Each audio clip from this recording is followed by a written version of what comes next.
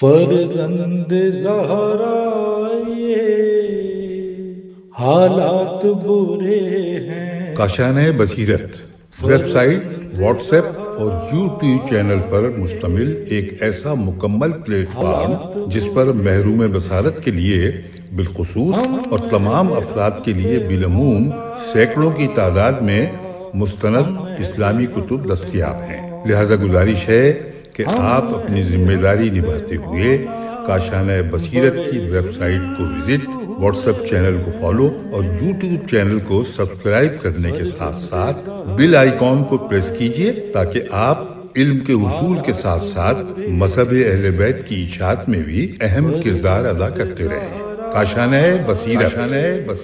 حالات برے ہیں۔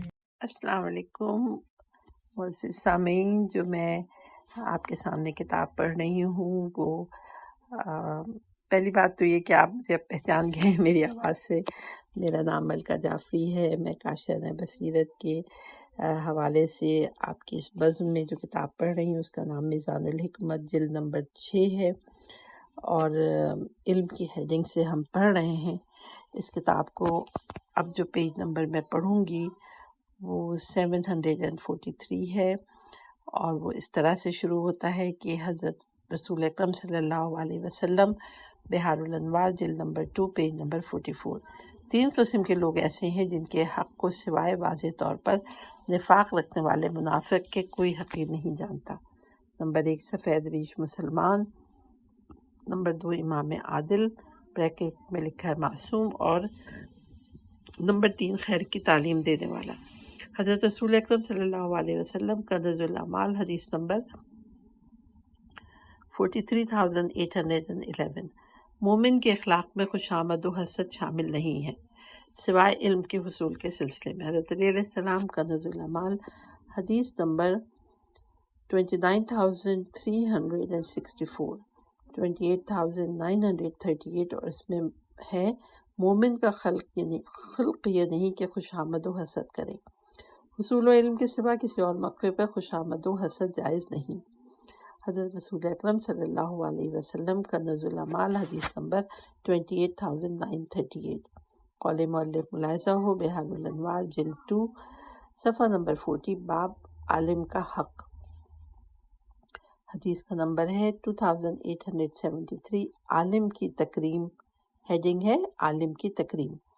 عالم خواہ حقیر بھی ہو تو اسے حقیر مت جان دو، احمق خواہ بڑا آدمی ہی کیوں نہ ہو اس کی تعظیم مت کرو۔ حضرت علی علیہ السلام قرر الحکم، جب کسی عالم کو دیکھو تو اس کے خدمت گزار بن جاؤ۔ حضرت علی علیہ السلام قرر الحکم، جس نے عالم کی قدر کی گویا اس نے اللہ کی عزت و توقیر کی۔ حضرت علی علیہ السلام قرر الحکم، جس نے علماء کا استقبال کیا گویا اس نے میرا استقبال کیا۔ جس نے علماء کی زیارت کی گویا اس نے میری زیارت کی۔ جو علماء کے پاس بیٹھا گویا وہ میرے پاس بیٹھا، اور جو میرے پاس بیٹھا وہ اللہ کے پاس بیٹھا۔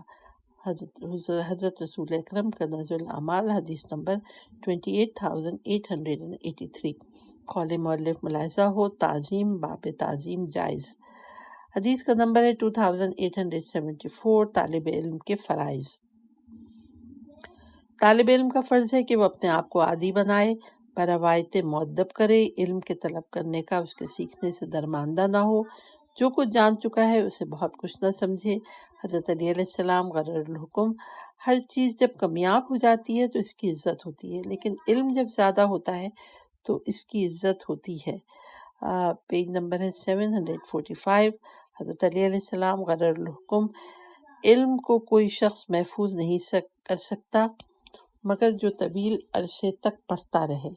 حضرت علی علیہ السلام قرر الحکم، جو شخص حاصل کردہ علم میں بہت زیادہ غور و فکر کرے گا وہ اپنے علم کو پختہ کرے گا، اور جو بات نہیں سمجھ پایا تھا اسے سمجھ لے گا۔ حضرت علی علیہ السلام قرر الحکم، اسے فقہ حاصل نہیں ہو سکتی جو اپنے درس کو برابر جاری نہیں رکھتا۔ حضرت علی علیہ السلام قرر الحکم، علم حاصل کرتے رہو کہ اس سے تمہارا علم بڑھتا رہے گا۔ حضرت علی علیہ السلام قرر الحکم، حضرت خضر علیہ السلام نے جناب موسیٰ علیہ السلام کو جو ہدایات دیں ان میں یہ بھی ہے کہ اے موسیٰ، اگر علم کا حصول چاہتے ہو تو باقی کاموں سے وقت نکال کر علم کے لیے کوشش کرو، کیونکہ علم اسے ہی حاصل ہوتا ہے جو ایسا کرے۔ حضرت رسول اکرم صلی اللہ علیہ وسلم کا کنز الاعمال، حدیث نمبر 44,176۔ عاقل کامل کی تعریف میں فرمایا وہ اپنی تمام عمر میں حصول علم سے نہیں تھکنے پاتے۔ پیج نمبر ہے 746۔ حضرت رسول اکرم صلی اللہ علیہ وسلم، تنبیہ الخواطر، پیج نمبر 253، بہار الانوار، جلد اول، پیج نمبر 108۔ قول مؤلف ملاحظہ ہو، حصول درس کو ہمیشہ حاصل کرنا چاہیے، نیز باب علم تعلیم دینے سے بڑھتا ہے۔ حدیث کا نمبر ہے 2875۔ حصول علم کے متعلق ایک جامع حدیث۔ حضرت علامہ مجلسی رضوان اللہ تعالیٰ علیہ فرماتے ہیں، میں نے شیخ بہائی قدس اللہ روحہ کے ہاتھوں کی لکھی ہوئی تحریر دیکھی جو اس طرح تھی۔ شیخ شمس الدین محمد بن مکی کہتے ہیں کہ میں نے شیخ احمد فرہانی کی تحریر سے بصری کے عنوان سے نقل کیا۔ وہ ایک بوڑھے بزرگ تھے جن کی عمر 94 سال تھی۔ وہ کہتے تھے، میں مالک بن انس کے پاس کئی سال تک آتا جاتا رہا۔ جب امام جعفر صادق علیہ السلام مدینہ تشریف لائے تو ان کے پاس آنے جانے لگا۔ میں چاہتا تھا کہ جس طرح مالک بن انس سے کچھ حاصل کرتا ہوں اسی طرح امام سے بھی کچھ حاصل کروں۔ امام نے ایک دن مجھ سے فرمایا، میں حکومت کی نگاہوں میں ہوں، نیز دن رات درد و وظیفے میں مصروف رہتا ہوں، لہذا تم اور وظائف کی طرف میری توجہ نہ ہٹاؤ اور مالک سے ہی علم حاصل کرو، جیسے پہلے ان کے پاس جایا کرتے تھے اسی طرح اب بھی جایا کرو۔ یہ بات سن کر میں بہت مغموم ہوا، وہاں سے اٹھ کر کھڑا ہوا اور اپنے دل میں کہا، اگر امام کو مجھ میں کچھ اچھائی نظر آتی تو وہ ہرگز مجھے جھٹک نہ دیتے۔ چنانچہ مسجد نبوی میں داخل ہوا اور حضرت صلی اللہ علیہ وسلم پر سلام کیا، پھر صبح کو روضہ رسول میں داخل ہوا، وہاں پر دعا مانگی، نماز پڑھی اور 2 رکعت نماز پڑھی اور دعا کی، یا اللہ میں تجھ سے درخواست کرتا ہوں کہ مجھ پر امام جعفر صادق علیہ السلام کی محبت کا رخ موڑ دے اور مجھے ان کے علم سے اس قدر عطا فرما کہ میں ان کے ذریعے تیری سیدھی راہ پر چلتا رہوں۔ یہ کہا اور غمگین ہو کر اپنے گھر واپس آ گیا۔ جب سے مجھے امام جعفر صادق کی محبت کا جام پلا دیا گیا ہو، اس وقت سے میں مالک بن انس کے پاس نہیں گیا۔ میں نے صرف واجب نمازوں کی ادائیگی کے سوا گھر سے نکلنا چھوڑ دیا، حتیٰ کہ میرے صبر کا پیمانہ لبریز ہو گیا۔ چنانچہ میرا دل گھٹنے لگا تو میں نے جوتے پہنے، چادر اوڑھی اور سیدھا امام جعفر صادق علیہ السلام کی طرف چل دیا۔ یہ وہ وقت تھا جب میں عصر کی نماز پڑھ چکا تھا۔ جب میں ان کے در دولت پر حاضر ہوا تو اندر سے جانے کی اجازت مانگی۔ ان کا خادم باہر آیا اور پوچھا، کیا کام ہے؟ میں نے کہا، شریف انسان بریکٹ میں لکھا ہے امام جعفر صادق علیہ السلام کی خدمت میں، پیج نمبر 748 ہے، خدمت میں سلام عرض کرنا ہے۔ اس نے کہا، وہ نماز پڑھ رہے ہیں۔ چنانچہ میں دروازے کے سامنے بیٹھ گیا۔ ابھی تھوڑی دیر گزری تھی کہ خادم باہر آیا اور کہا، اللہ کی برکت کے ساتھ اندر آ جاؤ۔ میں اندر چلا گیا، امام پہ سلام کیا، انہوں نے میرے سلام کا جواب دیا اور فرمایا، بیٹھو، خدا تمہاری مغفرت کرے۔ بس میں بیٹھ گیا۔ امام نے تھوڑی دیر کے لیے اپنا سر جھکا لیا، اس کے بعد سر اٹھا کر فرمایا، تمہاری کنیت کیا ہے؟ میں نے کہا، ابو عبداللہ۔ انہوں نے فرمایا، اللہ تعالیٰ تمہاری کنیت کو برقرار رکھے اور تمہیں توفیق عطا فرمائے۔ اے ابو عبداللہ، تمہارا کیا مسئلہ ہے؟ میں نے اپنے دل میں کہا، اور کچھ نہ بھی ہو تو ان کی زیارت و سلام کے علاوہ ان کی یہ دعا ہی میرے لیے کافی ہے۔ امام نے پھر اپنا سر اٹھایا، پوچھا، تمہارا کیا مسئلہ ہے؟ میں نے کہا، میں نے اللہ سے دعا کی ہے کہ آپ کا دل میری طرف موڑ دے اور آپ کے علم سے مجھے فیض یاب فرمائے۔ مجھے امید ہے اللہ تعالیٰ نے میری دعا قبول فرما لی ہے۔ امام نے فرمایا، اے ابو عبداللہ، علم سیکھنے سے نہیں آتا ہے، بلکہ یہ ایک نور ہے۔ اللہ تعالیٰ جسے ہدایت دیتا ہے یہ اس کے دل میں داخل ہو جاتا ہے۔ اگر تم علم چاہتے ہو تو سب سے پہلے اپنے دل میں عبودیت کی حقیقت کو تلاش کرو، اللہ سے سمجھنے کی درخواست کرو، وہ تمہیں سمجھا دے گا۔ پیج نمبر ہے 749۔ میں نے عرض کیا، اے شریف بزرگوار۔ انہوں نے پوچھا، ابو عبداللہ کیا کہنا چاہتے ہو؟ میں نے عرض کیا، یا ابا عبداللہ، حقیقت عبودیت کیا ہے؟ فرمایا، 3 چیزیں ہیں۔ اللہ نے جو بندے کو جو ملکیت عطا فرمائی ہے وہ اسے ذاتی شے نہ سمجھے، کیونکہ بندوں کی کوئی چیز اپنی نہیں ہوتی ہے۔ وہ مال کو اللہ کا مال سمجھتے ہیں، اسے وہاں پہ رکھے، خرچ کرے جہاں پر اللہ کا حکم ہوتا ہے۔ نیز بندہ نہ ہی اپنی طرف سے کوئی تدبیر کر سکتا ہے، بلکہ اس کی تمام مصروفیات وہاں ہوتی ہیں جہاں کہ اللہ نے حکم دیا ہے یا جہاں سے روکا ہے، وہاں سے رک جاتا ہے۔ جب بندہ یہ دیکھتا ہے کہ جو کچھ ہے سب اللہ کا ہے، اس کا اپنا کچھ نہیں ہے، تو اس کے لیے اللہ کے حکم کے مطابق خرچ کرنا آسان ہو جاتا ہے۔ اسی طرح جب بندہ اپنی تمام تدبیریں ان کے حقیقی مدبر اللہ کے سپرد کر دیتا ہے تو دنیاوی مصائب اس کے لیے آسان ہو جاتے ہیں۔ لہٰذا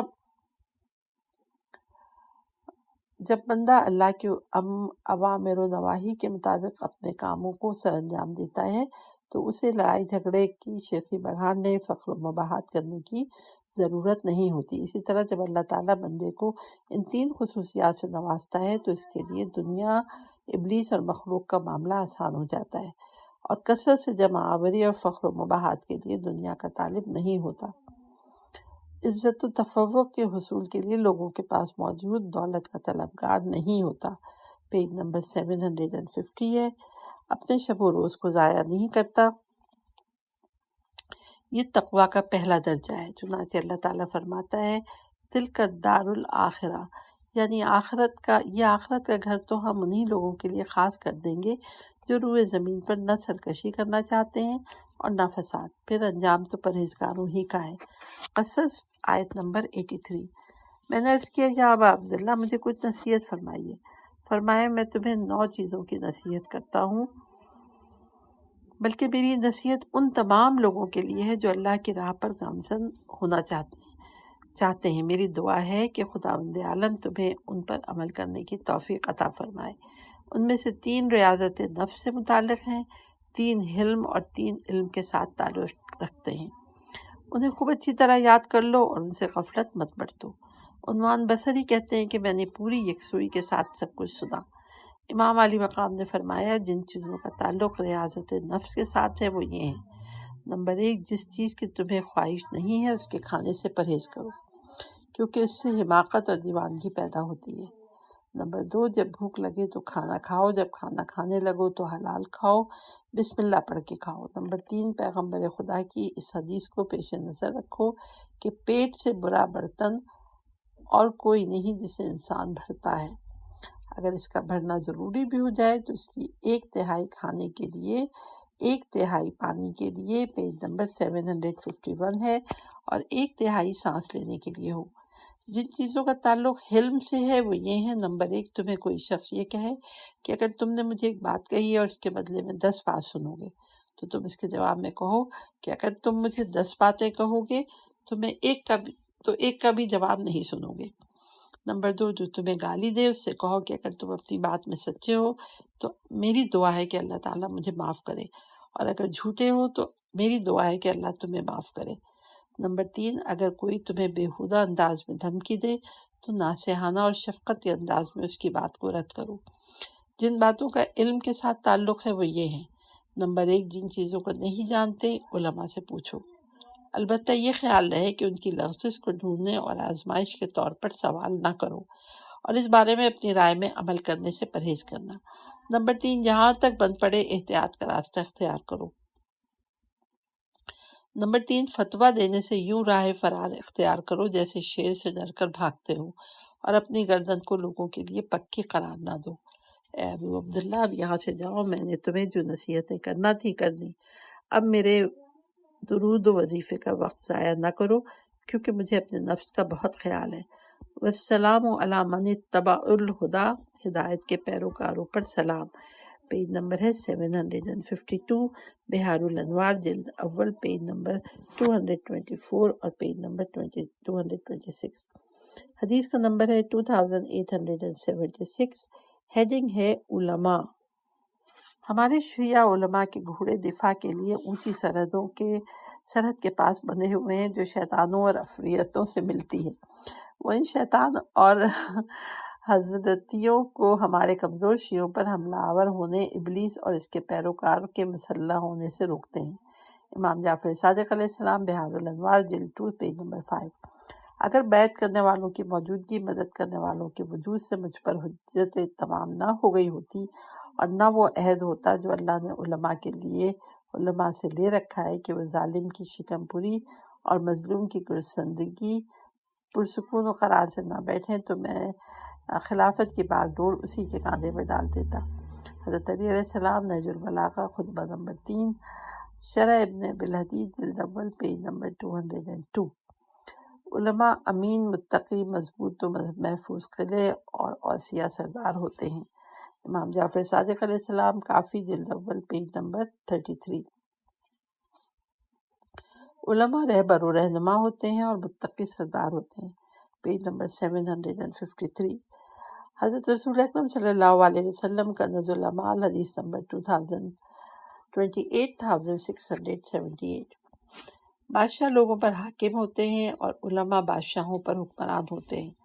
حضرت امام جعفر صادق علیہ السلام، بہار الانوار، جلد اول، پیج نمبر 183۔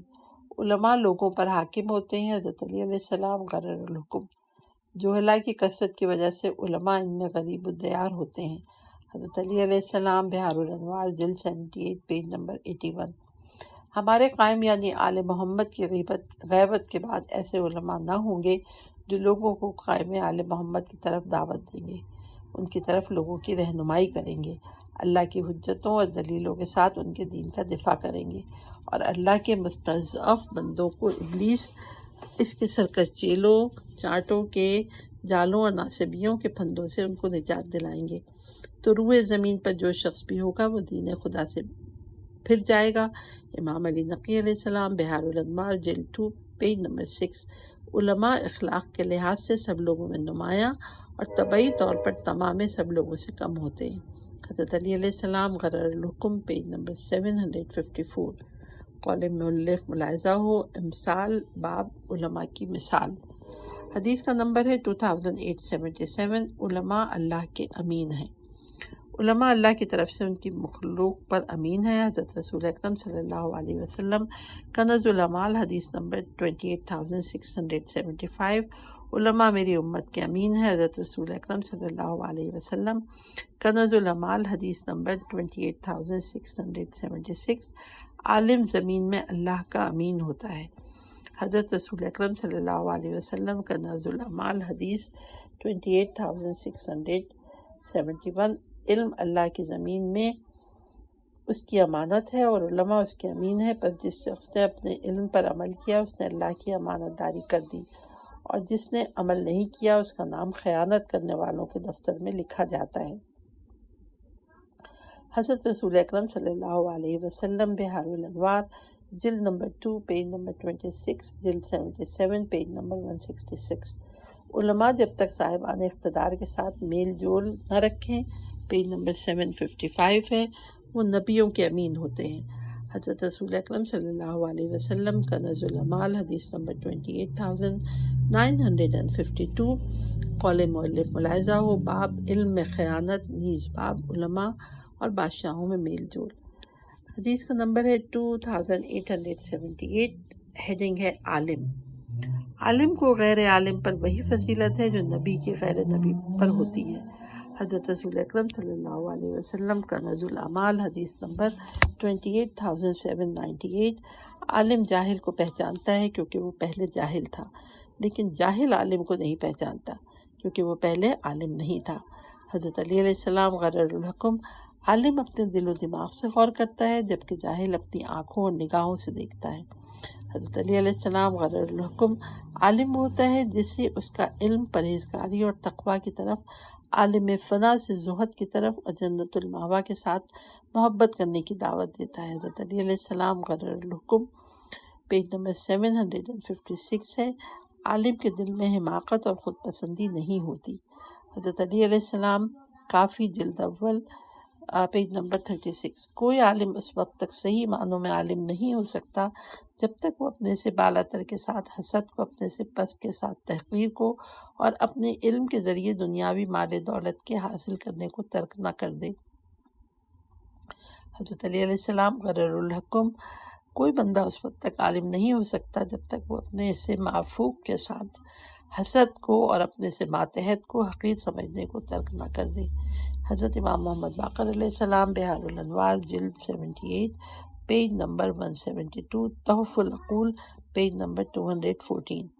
عالم کی صفت یہ ہے کہ وہ صرف ایسے لوگوں کو نصیحت کرتا ہے جو اس کی نصیحت کو قبول کرتے ہیں، خود رائے قسم کے لوگوں کو واضح اوپن نہیں کرتا، اور جس بات کے پھیل جانے میں خطرہ ہوتا ہے اسے بیان نہیں کرتا۔ حضرت علی علیہ السلام، بہار الانوار، جلد 77، پیج نمبر 225۔ کیا میں تمہیں حقیقی عالم کے بارے میں نہ بتاؤں؟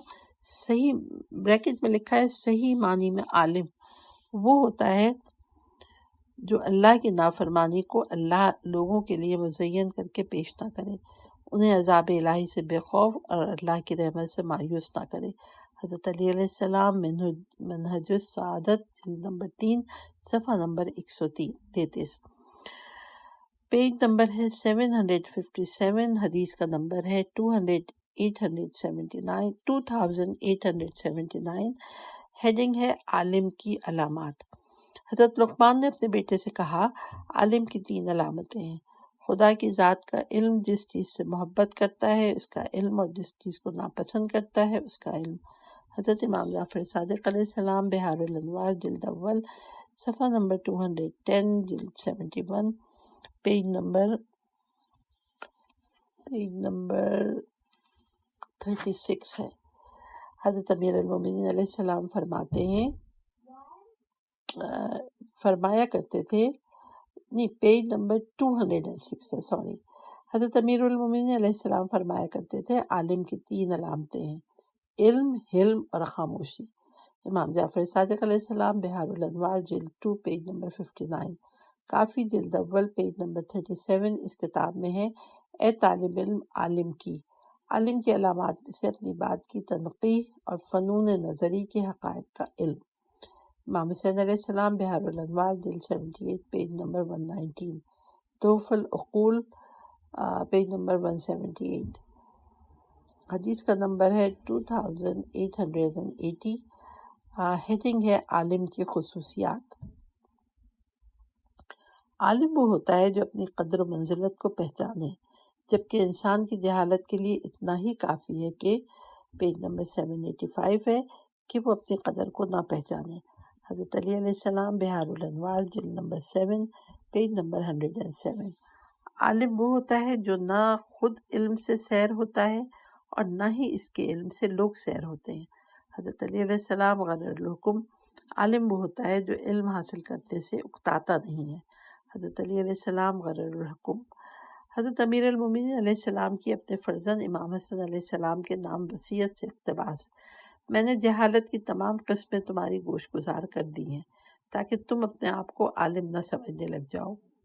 بریکٹ میں لکھا ہے، حقیقت میں عالم وہ ہے جو یہ سمجھے کہ جو کچھ وہ جانتا ہے اس کے مقابلے میں بہت کم ہے جو وہ نہیں جانتا۔ اس طرح وہ اپنے آپ کو جاہلوں میں شمار کرنے لگ جاتا ہے، اور اپنی سمجھ کی وجہ سے وہ حصول علم کی کوششوں کو تیز تر کر دیتا ہے۔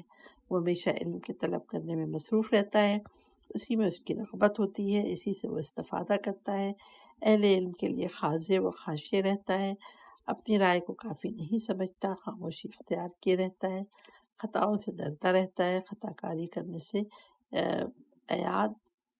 حیا و شرم کرتا ہے۔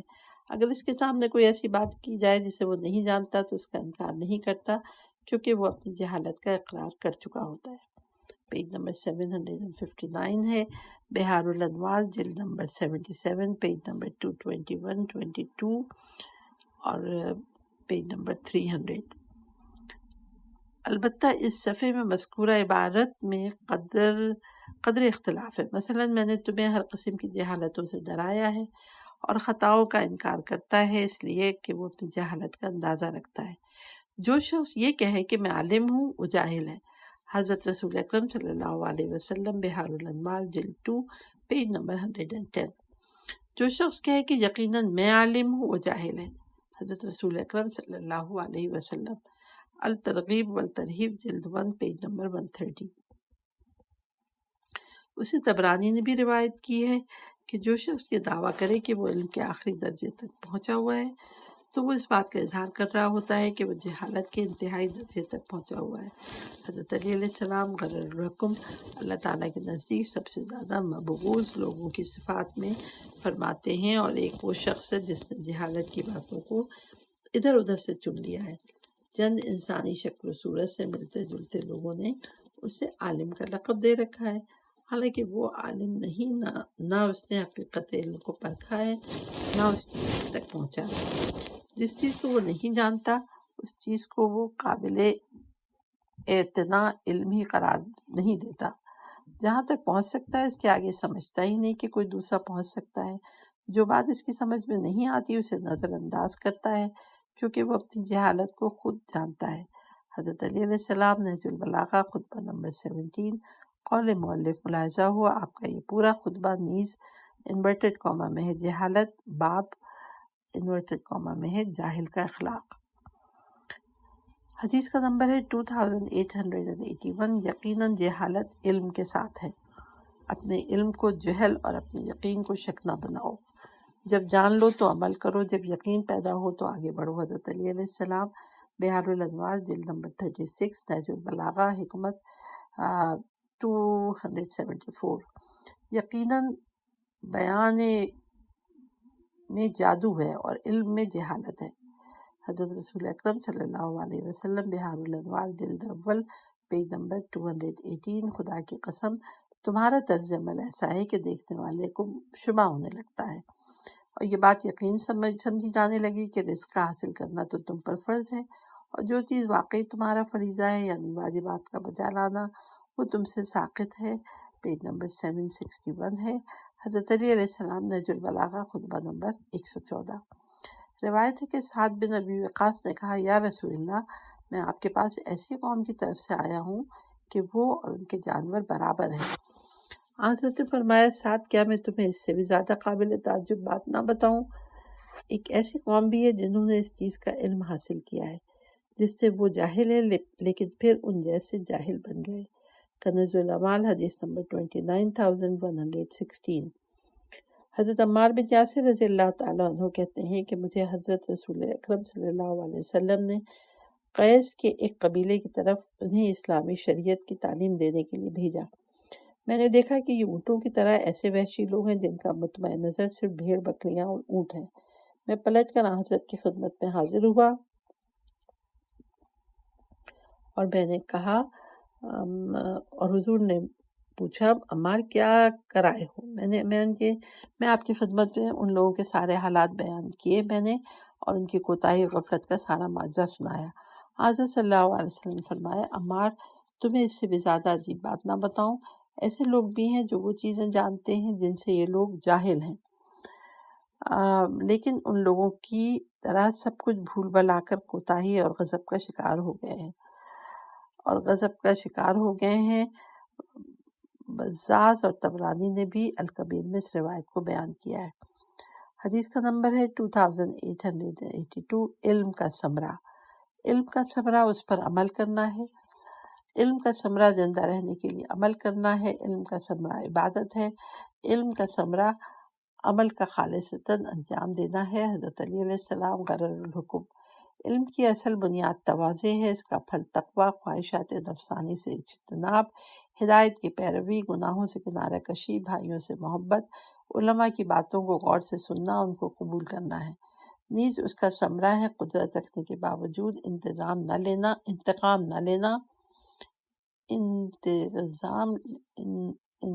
लिखा है न लेना, बातिल से हम नशीनी को बुरा समझना, हक़ की इत्तिबा को अच्छा जानना, सच बात कहना, गफलत की हालत में जा पड़ने का बाइस बनने वाली मसरत से दूर रहना, पशेमानी में डालने वाले काम से बाज रहना। पेज नंबर 763 है। इल्म अक्लमंद की अक्ल में इजाफा करता है, तालिब इल्म को सिफात हमीदा का मालिक बना देता है। चुनांचे साहिब इल्म बुर्दबार को हुक्मरान, मशवरा देने वालों को वजीर बना देता है। हिर्स का कला कमा करता है, मकरो फरेब के पर्दे को चाक करता है, बुखलो कंजूसी की मौत है। ये मतलकुल अनान वहशियों को पाबंद बना देता है और राह हिदायत से दूर हो जाने वालों को करीब कर देता है। हज़रत अली अलैहिस्सलाम बिहारुल अनवार जिल्द 78 पेज नंबर 6। जब तक इल्म के साथ हिल्म न मिले वो हरगिज़ सब्र नहीं देता। हज़रत अली अलैहिस्सलाम गररुल हुक्म कौल मुअल्लिफ मुलाहिज़ा हो बाब खौफ खुदा मीरास इल्म है और शोबा इल्म। हदीस का नंबर है 2883। خوف خدا میراث علم ہے۔ قرآن مجید بسم اللہ الرحمن الرحیم، انما یخشی اللہ من عبادہ العلماء، سورہ فاطر آیت نمبر 28، اللہ کے بندوں میں اللہ کا خوف کرنے والے تو بس علماء ہیں۔ اس کے بعد حدیث نمبر سورہ اسراء کی آیت نمبر 107 سے 109 ہے، جس کا ترجمہ ہے، اس میں شک نہیں کہ جن لوگوں کو اس کے قبل آسمانی کتابوں کا علم عطا، پیج نمبر 764 ہے، عطا کیا گیا ہے، ان کے سامنے جب یہ پڑھا جاتا ہے تو ٹھڈیوں سے یعنی منہ کے بل سجدے میں گر پڑتے ہیں اور کہتے ہیں کہ ہمارا پروردگار پاک و منزہ ہے، بے شک ہمارا پروردگار کا وعدہ پورا ہونا ہی تھا۔ یہ لوگ سجدے کے لیے منہ کے بل گر پڑتے ہیں اور روتے جاتے ہیں، اور یہ قرآن ان کی خاکساری کو بڑھاتا ہے۔ خوف خدا علم کی میراث، علم معرفت کی شعاع اور ایمان کا دل ہے۔ جو خوف خدا سے محروم ہے وہ عالم نہیں ہو سکتا، خواہ وہ علمی متشابہات میں اپنے بال نوچ ڈالے، کیونکہ اللہ تعالیٰ فرماتا ہے اس کے بندوں میں خدا کا خوف کرنے والے بس علماء ہیں۔ امام جعفر صادق علیہ السلام بحار الانوار جلد 2 پیج نمبر 52، اللہ تعالیٰ کے اس قول انما یخشی اللہ یعنی اس کے بندوں میں اللہ کا خوف کرنے والے تو بس علماء ہیں، فاطر پیج نمبر 28 کے بارے میں فرمایا، علماء سے مراد وہ لوگ ہیں جن کا فعل ان کے قول کی تصدیق کرے، جن کا فعل ان کی قول کی تصدیق نہیں کرے وہ عالم نہیں ہے۔ امام جعفر صادق علیہ السلام کافی جلد اول پیج نمبر 36، خوف خدا علم کے لیے کافی ہے۔ جو شخص سب سے زیادہ خدا کا خوف رکھتا ہے وہ سب سے زیادہ خدا کو جانتا ہے، اور جو سب سے زیادہ عالم ہوتا ہے وہ سب سے زیادہ زاہد ہوتا ہے، یعنی دنیا سے کنارہ کش رہتا ہے۔ حضرت علی علیہ السلام بحار الانوار جلد نمبر 2 پیج نمبر 27، امام جعفر صادق علیہ السلام بحار الانوار جلد 78 پیج نمبر 193، پیج نمبر ہے 765، علم کے لیے خوف خدا کا ہونا کافی ہے، اور جہالت کے لیے فریب خوردگی۔ حضرت امام جعفر صادق علیہ السلام بحار الانوار جلد 78 پیج نمبر 193 سے 240، تیرے علم کے لیے یہی کافی ہے کہ تو اللہ سے ڈرے، جبکہ تیری جہالت کے لیے یہی کافی ہے کہ تو اپنے علم پر اکڑے۔ حضرت علی علیہ السلام بحار الانوار جلد 2 پیج نمبر 40، جس شخص کو ایسا علم ملے جو اسے خوف خدا سے نہ رلائے تو پھر حقیقت یہ ہے کہ اسے ایسا علم عطا ہوا ہے جس سے کہ جو اس کے لیے مفید و نفع بخش نہیں ہے، کیونکہ اللہ تعالیٰ نے